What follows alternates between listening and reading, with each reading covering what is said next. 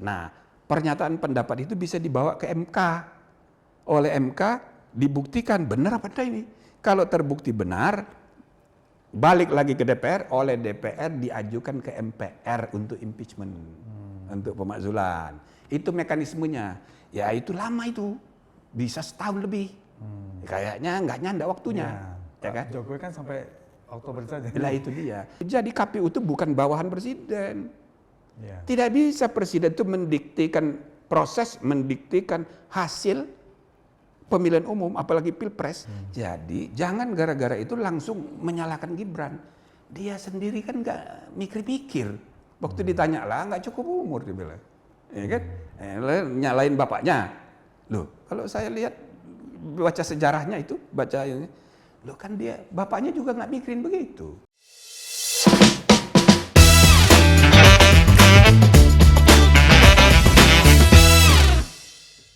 Selamat datang di EdSerOn Edi Sharing Discussion bersama saya Edi Wijaya. Kali ini saya berkunjung ke kediaman seorang tokoh nasional, pakar hukum tata negara. Beliau adalah pendiri Mahkamah Konstitusi dan menjabat sebagai Ketua Mahkamah Konstitusi pada tahun 2003 hingga 2008. Beliau banyak menjabat di jabatan strategis seperti Ketua Dewan Kehormatan KPU, Ketua Dewan Kehormatan Penyelenggara Pemilu. Beliau juga One Team Press pada saat Presiden SBY di tahun 2010. Beliau adalah anggota DPD RI 2019-2024. Dan yang lebih menarik dan heboh adalah pada saat beliau menjadi Ketua Majelis Kehormatan Mahkamah Konstitusi. Dan beliau waktu itu melengsarkan Anwar Usman sebagai Ketua MK. Untuk lebih jelasnya, langsung saja kita ngobrol dengan Bapak Profesor Jimli Asidiki. Selamat siang, Prof. Jimli, apa kabarnya? Pagi, siang, tergantung yang nonton. Bisa juga selamat malam. Oh, iya. Prof, ini sebelum kita mulai yang berat nih tentang Pilpres Pemilu 2024 dan kemungkinan hak angket ini, Prof. Jimli kan dulu waktu masa kecil tuh pernah jual koran, jual minuman. Oh iya, gimana ceritanya? Iya. Saya kan berasal dari keluarga yang tidak miskin, Sederhana. tapi ya sederhana. Cuma ya saya dididik ya tidak merasa miskin, biar miskin asal sombong gitu. Jadi kita aktif kerja, cari duit sendiri. Masih kecil, masih sekolah ibtidaiyah malah dulu saya. Jual koran, jual es, jual pempek. Waktu SD barangkali atau? Iya, jadi jual pempek gitu. Udah pulang sekolah pagi-pagi, terus udah selesai gitu, ya, koran gitu. Sebetulnya di depan rumah saya itu pasar. Dan bahkan sesudah agak gede, saya jadi guide. Tour guide maksudnya? Tour guide, bahasa Inggris gitu, sambil memperlancar bahasa Inggris sampai saya jadi guru. Gara-gara saya bergaul dengan turis-turis itu. Oh, guru bahasa Inggris. Guru bahasa Inggris, ya, jadi guru SMP dan guru kursus. Di antara siswa saya dulu yang sangat terkenal, Tontowi Yahya, Helmi Yahya, itu murid saya itu. Dia belajar bahasa Inggris. Jadi ya itu sejarah kecil. Saya hidup di tengah pasar. Ya, tentang sekarang yang hasil quick count nih tentang Pilpres 2024 ini kan sekarang ada pihak yang ingin menggulirkan kecurangan pemilu itu melalui hak angket. Nah, menurut Prof gimana nih? Ya kita tunggu dulu sebetulnya sampai proses formal ini selesai, tuntas. Sebaiknya kita saling menghormati gitu ya. Kubu yang menang maupun yang kalah.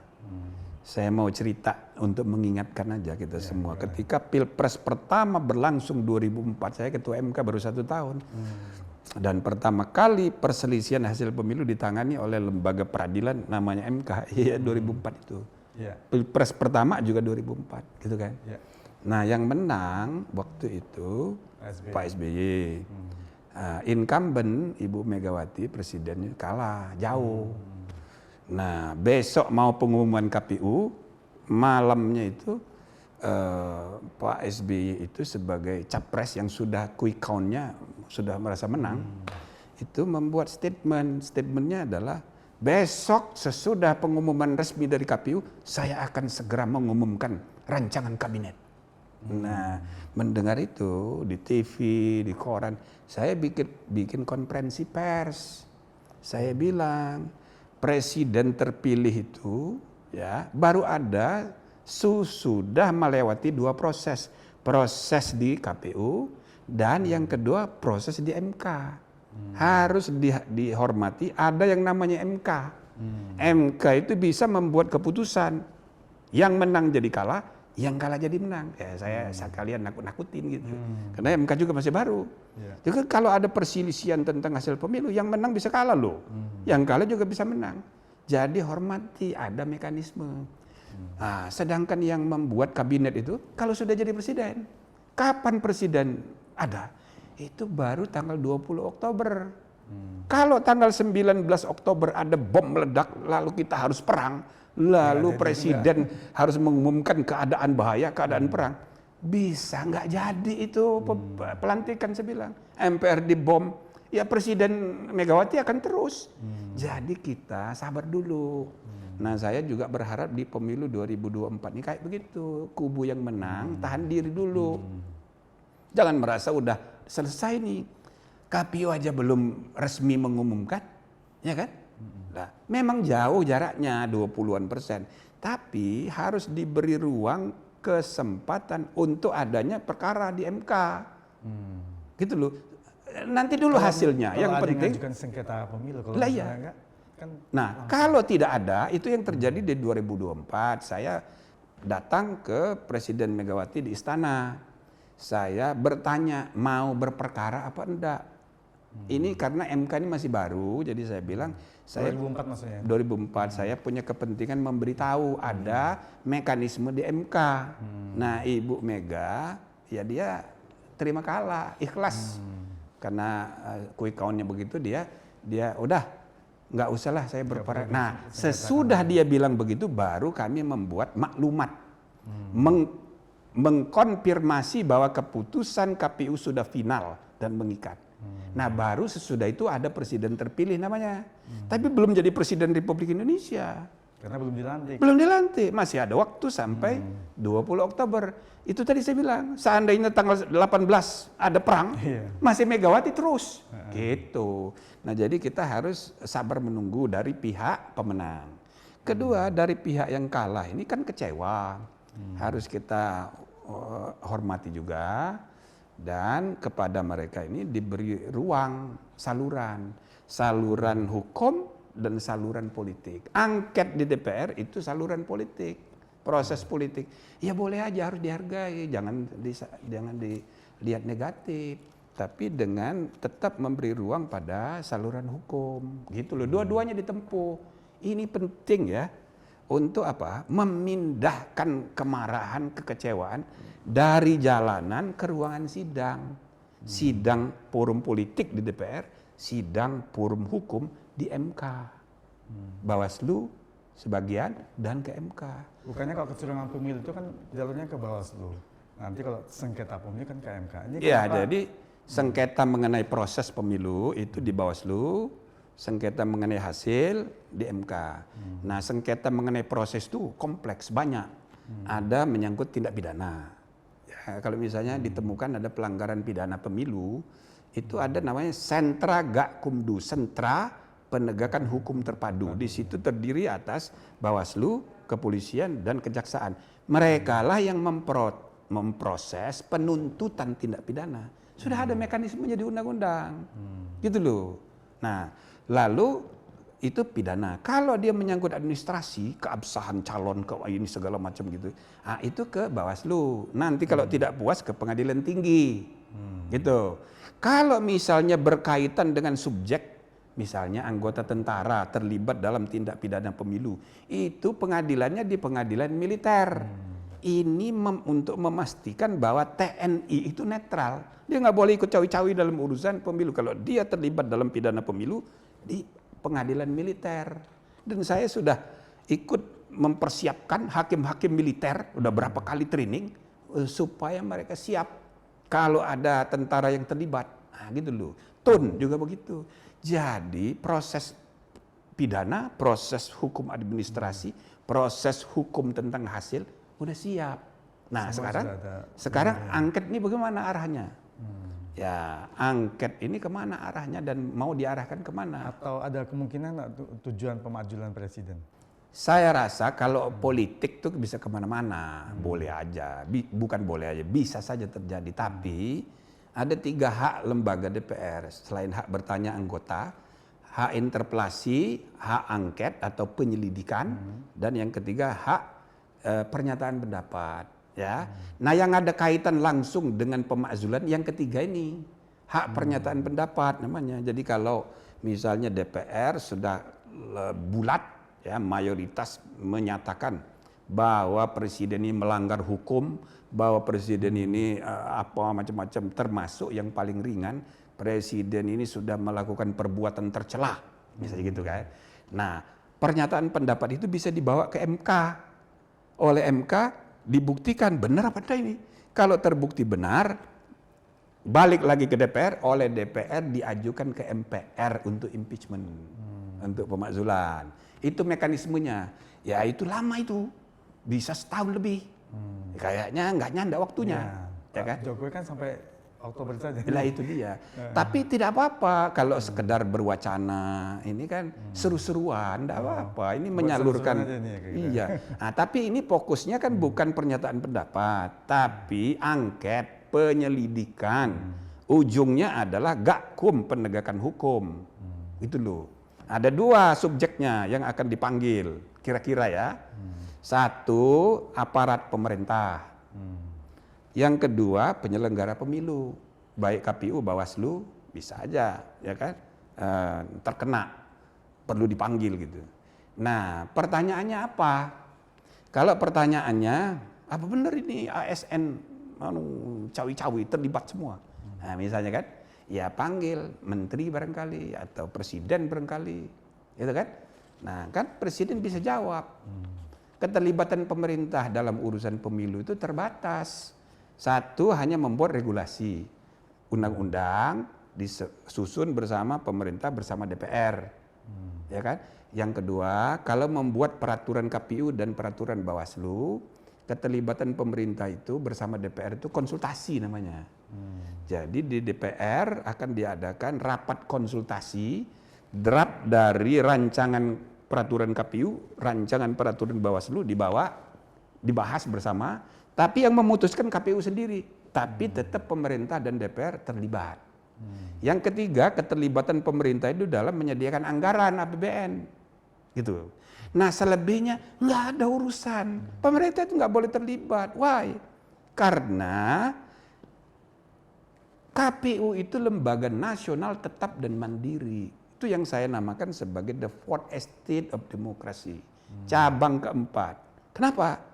Karena pejabat eksekutif namanya presiden, peserta pemilu. Jadi presiden itu peserta pemilu. Jadi KPU itu bukan bawahan presiden. Tidak bisa presiden itu mendiktikan proses, mendiktikan hasil pemilihan umum, apalagi pilpres, yang sudah menjadi kewenangan lembaga independen.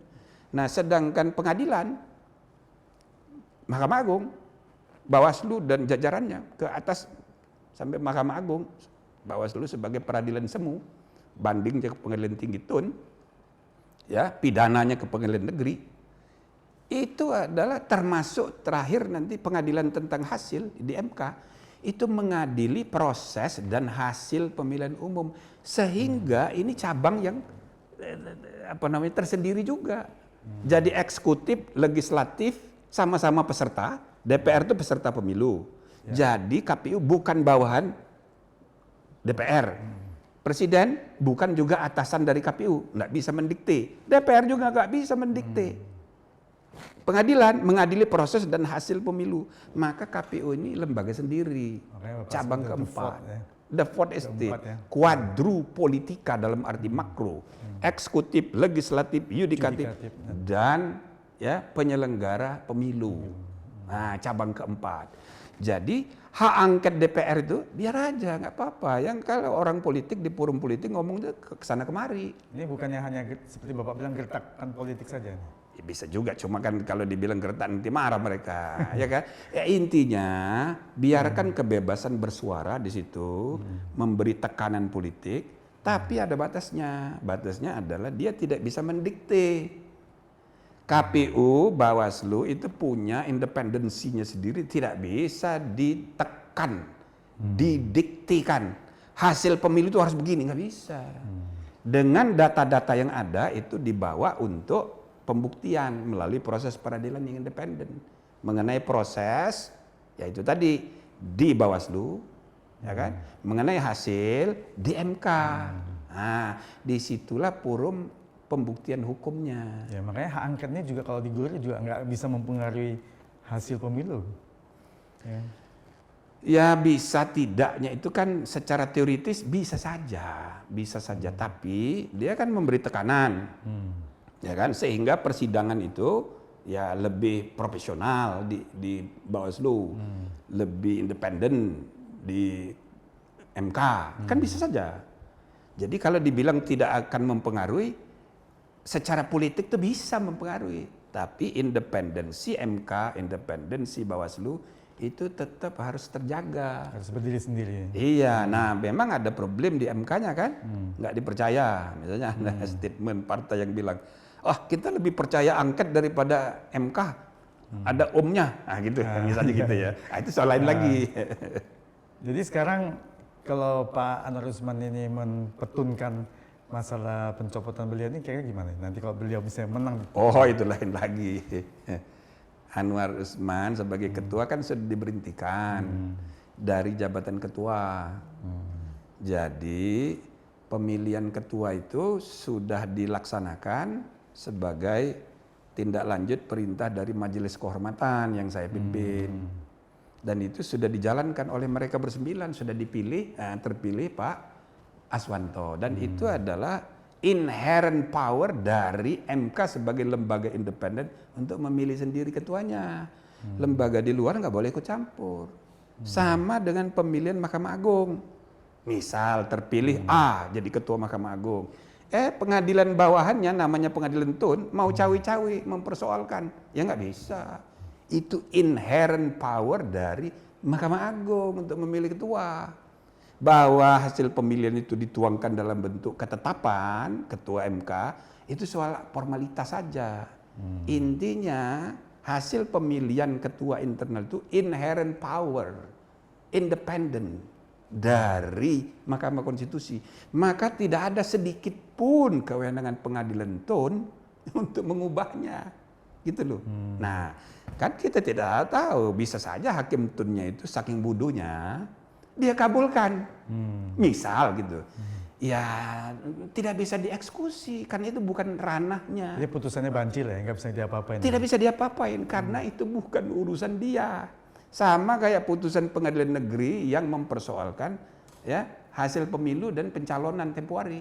Dibatalin oleh Mahkamah Agung, bukan ranahnya dia. Sistem kepemiluan itu sudah diatur lengkap. Jadi kalau misal pengadilan tun itu mengabulkan Anwar Usman kembali jadi ketua, itu layak dipecat. Kalau hakimnya bukan sekedar bodoh, kalau dia bodoh itu ya orang bodoh itu kan nggak masuk neraka, cuma telat masuk surga aja, ya kan? Tapi kalau kebodohannya itu membuat citra pengadilan jadi rusak keseluruhan, jadi tidak percaya orang, maka itu layak dipecat. Saya rasa kalau ada yang mengadukannya ke KY, Komisi Yudisial dan ke Mahkamah Agung, itu bisa dipecat itu. Saking gobloknya, nggak benar itu, gitu loh, ya. Ya itu tadi saya bilang kalau sekedar goblok nggak apa-apa, tapi kalau gobloknya itu merusak citra pengadilan, karena toh dia pasti mempermalukan dirinya sendiri, mempermalukan lembaga peradilan tun, karena nggak mungkin dieksekusi. Dan sekarang ini sudah ratusan putusan pengadilan tun itu nggak diapa-apain. Nggak bisa dieksekusi sama sekali. Nggak bisa, banyak, barangkali ribuan. Nah mereka harus belajar membuat putusan yang harus benar gitu. Jadi solusi, bukan timbul masalah baru. Ya, jadi itu kalau mengenai pengadilan tun, jadi nggak akan mungkin dilaksanakan. Apapun hasilnya, toh nggak ada gunanya ya. 1000% pasti nggak dilaksanakan, karena MK punya inherent power. Contohnya tadi saya bilang, itu Ketua Mahkamah Agung ada yang melaporkan, emangnya Pengadilan Tun bilang, oh itu salah, harus diganti. Dia nggak punya kewenangan. Bisa, ya. Nah lagi pula ini berbeda, yang diputus oleh Majelis Kehormatan itu, ya kan diberhentikan dari ketua, bukan dari anggota. Kalau diberhentikan dari anggota itu harus ada kepres. Oke. Nah, kepres itu objek tun. Nah, ini enggak, ini bukan diberhentikan dari anggota. Bukan Kalau diberhentikan dari anggota kan dikirim ke Seknek. Seknek akan cek apakah ini sudah final belum. Pertama dicek tuh, ya. Tapi seandainya sudah final, ini akan diterbitkan kepres. Nah, kepres itu objek tun. Bisa dijadikan objek perkara ditun. Ya. Kalau ada kepresnya. Ini nggak ada kepresnya. Gitu loh. Ini betul-betul keputusan internal pemilihan. Oke. Nah, yang kedua, kalau dicek oleh Seknek apa sudah final ini? Ternyata belum. Mengapa belum? Karena di peraturan Mahkamah Konstitusi ada ketentuan bahwa kalau dia diberhentikan dari anggota dengan tidak hormat, dia berhak untuk banding. Banding kemana? Ke Majelis Kehormatan yang banding yang dibentuk sendiri sama dia. Dia masih ketua. Oke? Nah, sekarang saja dia tidak puas lalu menggugat ke Tun. Apalagi kalau misalnya dia itu hanya diberhentikan dari anggota. Pasti dia bikin banding dari antara teman-temannya sendiri. Berarti putusan Majelis Kehormatan kemarin akan dimentahkan. Sehingga sampai sekarang dia masih ketua. Anda bayangkan kalau dia masih ketua, ribut-ribut kayak sekarang ini, mana percaya orang. Sekarang aja orang mau lebih memilih angket daripada ke MK. Ya justru angketnya mungkin cerminan karena nggak percaya sama MK. Karena nggak percaya, tapi saya anjurkan tempuh dua-duanya. Jadi proses hukum karena MK insya Allah sudah kembali bisa dipercaya. Bahkan saya juga sudah mendorong, memberi saran pada hakim baru namanya Dr. Arsul Sani. Karena dia adalah wakil ketua MPR dari P3, ya. Dia baru mengundurkan diri dari P3 itu beberapa saat ya sebelum pelantikan jadi hakim. Nah, jangan timbul image seakan-akan dia ini masih terafiliasi dengan partai P3 yang berada di kubu 03. Jadi saya anjurkan meskipun tidak melalui proses peradilan etik di Majelis Kehormatan, dengan kesadaran sendiri dia menyatakan mundur dari penanganan perkara sepanjang menyangkut Pilpres, dan yang kedua sepanjang menyangkut perselisihan hasil pemilu yang melibatkan P3 yang dia punya hubungan kepentingan, ya kan? Belum ada 1 tahun dia berhenti, baru hanya beberapa hari langsung menjadi hakim MK, itu bisa menimbulkan sakwasangka. Jadi dengan kesadaran sendiri saya sarankan supaya dia menyatakan dirinya tidak akan terlibat dalam perkara Pilpres dan PHPU P3. Maka ada 2 orang yang tidak terlibat dalam perkara Pilpres, Anwar Usman dan Arsul Sani. Bukan hanya Pilpres tapi juga berkaitan dengan perkara P3 untuk Arsul Sani, berkaitan dengan PSI karena ketua umumnya adalah ponakan dia juga. Nah, itu juga berkaitan dengan Anwar Usman. Sedangkan untuk perkara yang lain mereka berdua tetap terlibat sehingga bersembilan itu tidak kekurangan orang. Nah, artinya pihak-pihak yang berkepentingan, para pencari keadilan, saya bisa yakinkan, percayalah kepada MK di bawah kepemimpinan Pak Dr. Soehartoyo. Ya, insya Allah mereka akan menunjukkan bahwa mereka profesional dan independen. Ya, banyak orang yang masih belum puas katanya waktu Bapak sebagai ketua MK, kenapa nggak mencopot sekalian? Ya itu tadi penjelasannya, kalau dicopot tidak memberi solusi, dia sampai sekarang masih jadi ketua. Iya kan? Karena dia akan membentuk majelis banding dari teman-temannya sendiri. Sekarang aja dia masih menggugat ke pengadilan Tun. Jadi kalau kita mengikuti keinginan orang marah, memang harus dipecat semuanya, tapi tidak solusi. Jadi bikin kacau. Nah, putusan pengadilan itu Sebenarnya semua mekanisme keputusan bernegara itu harus menjadi solusi, bukan menciptakan masalah, apalagi putusan pengadilan. Gitu loh. Sudah terimalah, itu sudah yang paling tepat. Ya. Jadi kalau kan begini, yang paling banyak marah itu guru-guru besar kumpul itu bukan cuma dia dipecat, tapi putusan MK-nya itu dibatalin supaya Gibran nggak jadi nyalon. Saking marahnya kan kayak begitu. Iya, Tapi kan nggak bisa begitu dong. Karena kan putusan itu sudah inkrah, padahal Sudah MK inkrah. hanya perilaku menyidangkan, hakim yang membuat kode keputusan etiknya saja. Iya. Nah, saya suka umpamakan begini, kalau kenapa Mahkamah Konstitusi itu disebut oleh Hans Kelsen, ya, perumus pertama ide pembentukan Verfassungsgerichtshof di Austria, namanya Hans Kelsen. Nah, dia menyebut Verfassungsgerichtshof atau MK itu adalah legislator negatif, sedangkan parlemen adalah legislator positif. Jadi dua-duanya sama-sama legislator. Cuma yang satu mengadakan undang-undang, membuat pasal, yang satu ini Mahkamah Konstitusi meniadakan pasal. Maka dua-duanya sama-sama legislator, membuat undang-undang dalam judicial review itu. Nah, jadi dalam konteks itu, contoh, ada undang-undang ditetapkan oleh DPR, ya kan? Tok gitu. Ternyata anggota pansusnya 15 orang terima suap. Diproses oleh polisi, pengadilan, kemudian masuk penjara. Tapi undang-undangnya kan sudah diketok palu. Iya. Apakah mereka masuk penjara berakibat bahwa undang-undangnya tidak sah? Ya nggak bisa begitu. Itu kan putusan lembaga DPR bersama dengan pemerintah. Sah sudah. Jadi harus diputus lewat MK. Nah, nanti kalau mau diuji ke MK gitu mengenai materinya dan sebagainya. Tapi sepanjang menyangkut perilaku orang yang memutus, itu mekanisme sendiri. Bisa peradilan pidana masuk penjara, bisa peradilan etik dipecat. Nah, jadi jangan dikacaukan dengan produk putusan yang diambilnya. Bedakan aturan main yang dia putuskan dengan perilaku orang yang membuat keputusan. Nah, kode etik itu berurusan dengan kelakuan yang mengambil keputusan. Sama kayak yang pidana tadi. Dan kalau kita belajar dari negara lain, banyak anggota parlemen di semua negara di dunia itu yang masuk penjara gara-gara membuat undang-undang. Tapi undang-undangnya nggak dipengaruhi, nggak otomatis. Jadi beda dengan pengadilan pidana, perdata, pengadilan agama. Beda, ini mengadili norma, bukan mengadili orang.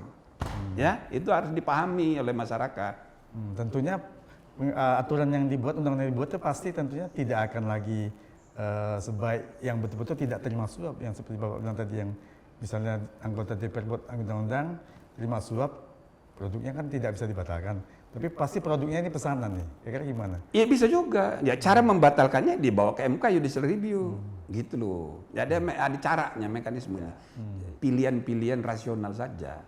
Ini kan baru ribut gara-gara dikaitkan dengan Gibran. Nah, tapi kalau objektif aturannya itu kan sesuatu yang objektif saja. Nah, sama juga misalnya tahun 2004 syarat caleg itu tamat SMP. Ya kan? SMP aja boleh. Nah, tapi setelah mengalami beberapa kali pemilu, waduh ini kalau tamat SMP ini macam-macam masalah. Dinaikkan jadi SMA. So what? Karena tingkat pendidikan meningkat, dinaikkan SMA.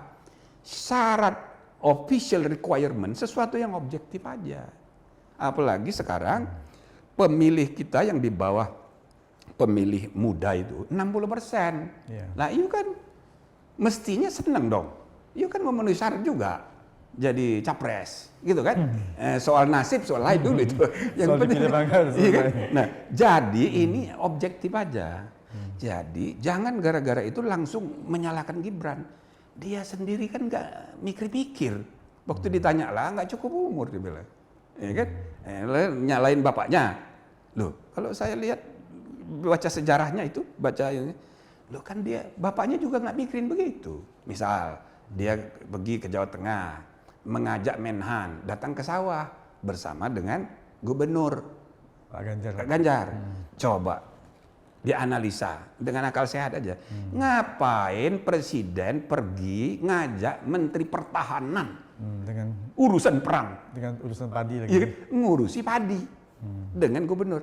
Itu kan kelihatan dia mau memperdekat hubungan antara. menggabungkan mereka berdua. Jadi yang dibayangkan nama dia dari awal itu, wapresnya itu ya Pak bukan Ganjar. anaknya tapi Ganjar. Ganjar ya. Gitu loh. Cuma kan masalahnya partai pendukungnya itu enggak. Nah itu dia. Itu jadi permainan Itu politik, main catur. Karena Jadi semua misalnya mau jadi presiden. PDIP, di saat itu ditanya wartawan, dia juga mempertimbangkan kalau Gibran itu memenuhi syarat. Anies Baswedan ada juga statementnya, mau Ya. juga. Artinya ini cuma main catur, Iya, jadi iya. jangan baper kita. Ini sesuatu yang alamiah aja gitu loh. Nah jadi takdir Tuhan itu kita kadang-kadang nggak ngerti, ya kan? Ya kadang-kadang terjadinya bersamaan aja. Akal sehat manusia itu tiba-tiba ada inisiatif PSI mau mencalonkan Kaisang, mau mencalonkan Gibran, lalu mereka mengajukan permohonan judicial review meskipun kalah. Kan awalnya kan PSI itu. Iya, iya. Dan itu kan bukan disuruh juga sama Pak Jokowi. Iya kan? Baru belakangan juga tuh Kaisang jadi ketua umum PSI itu.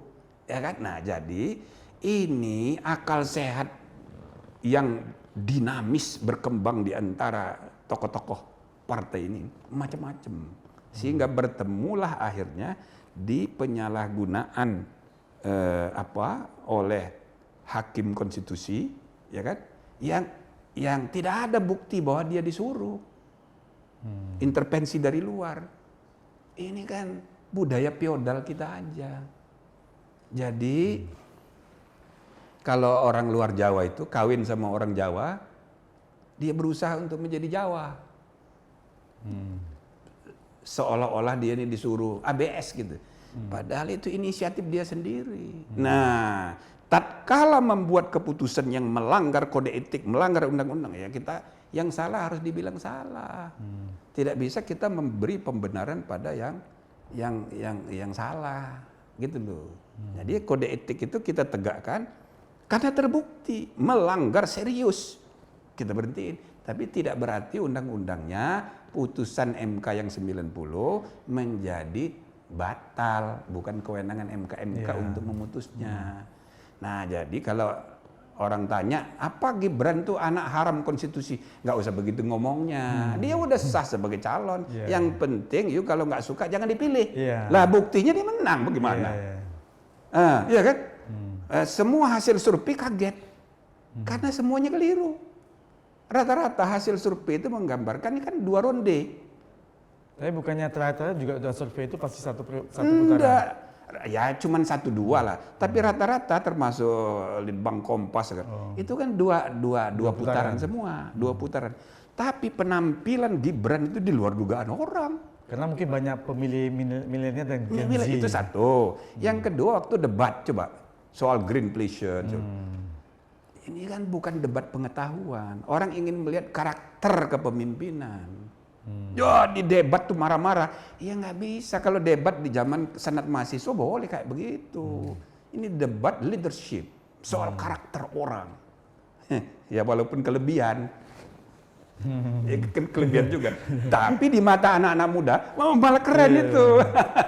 Nah jadi maksud saya dia bisa mematahkan asumsi, prejudis, sikap orang merendahkan, orang terbelalak. Itu faktor Gibran yang menurut saya menaikkan juga. Jadi ada faktor Prabowo-nya sendiri, ya, faktor mungkin oke lah kita akui aja Jokowi efek, tapi Gibran efek itu besar juga. Di samping yang keempat, blunder kiri kanan ini 1 dan 3, kebanyakan blundernya itu baik capresnya maupun cawapresnya blunder terus. Nah, jadi hampir 60%. Di luar dugaan saya kira 2 putaran. Ternyata 1 putaran. Ternyata 1 putaran, telak. Dan saya nggak bayangin, jauh banget. 03 itu. Jadi semuanya memikirkan pilpres, semua kejadian yang masif tadi dipersalahkan ke pilpres, dikaitkan dengan pilpres, Yang di situ ada Gibran dan ada bapaknya sebagai presiden. Jadi presiden itu diisukan cawi-cawi seolah-olah yang masif kecurangan itu digerakkan secara sistematis dan terstruktur oleh Presiden Jokowi. Anggapannya kayak begitu. Jadi makin seru ini barang. Satu soal etika, yang kedua soal dinasti politik dan politik dinasti. Ya kan? Sekarang ini kayaknya nggak ada orang nggak marah soal etika ini. Endasmu, etik, gitu kan? Kamu tidak beretika, tapi tangannya di belakangnya 3.